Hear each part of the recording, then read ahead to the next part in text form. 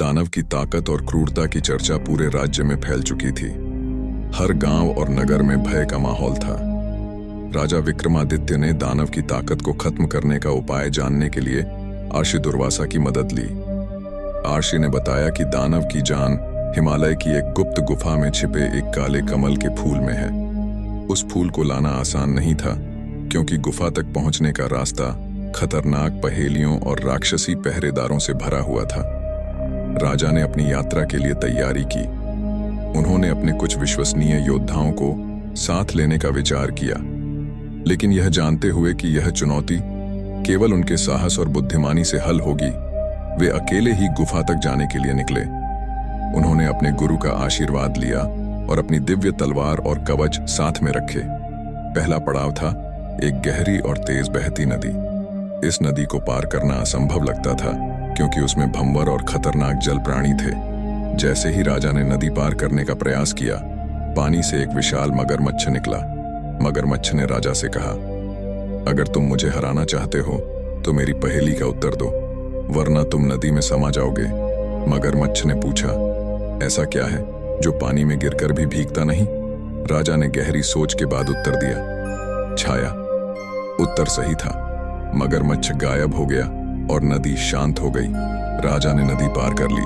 आगे का रास्ता एक आग के घेरे से घिरा हुआ था। राजा जैसे ही उस ओर बढ़े, आग तेज हो गई। अचानक एक राक्षसी आवाज आई, अगर आग से बचना है तो अपने भीतर का डर छोड़ दो। जो निडर है वही इस अग्नि को पार कर सकता है। राजा ने अपनी आंखें बंद की, ध्यान लगाया और बिना डरे सीधे आग के बीच से निकल गए। आग ने उन्हें कोई नुकसान नहीं पहुंचाया और वे दूसरे पड़ाव को पार कर गए। अब राजा एक विशाल पहाड़ के पास पहुंचे, जो गुफा के प्रवेश द्वार के रूप में खड़ा था।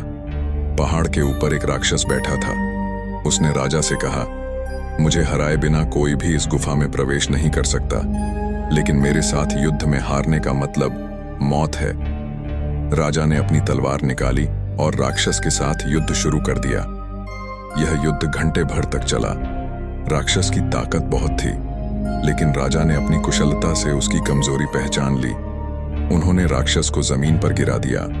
हार मानकर राक्षस ने कहा, तुम्हारी बुद्धिमानी और साहस की मैं प्रशंसा करता हूं। गुफा का रास्ता तुम्हारे लिए खुला है। गुफा के अंदर अंधकार था और हर ओर डरावनी आवाजें गूंज रही थीं। राजा ने अपने दीपक को जलाया और आगे बढ़े। गुफा में विषैले सांप और चमगादड़ थे, लेकिन राजा ने अपनी तलवार से उनका सामना किया। अंत में वे गुफा के अंदर एक झील तक पहुंचे, जहां काले कमल का फूल खिला हुआ था।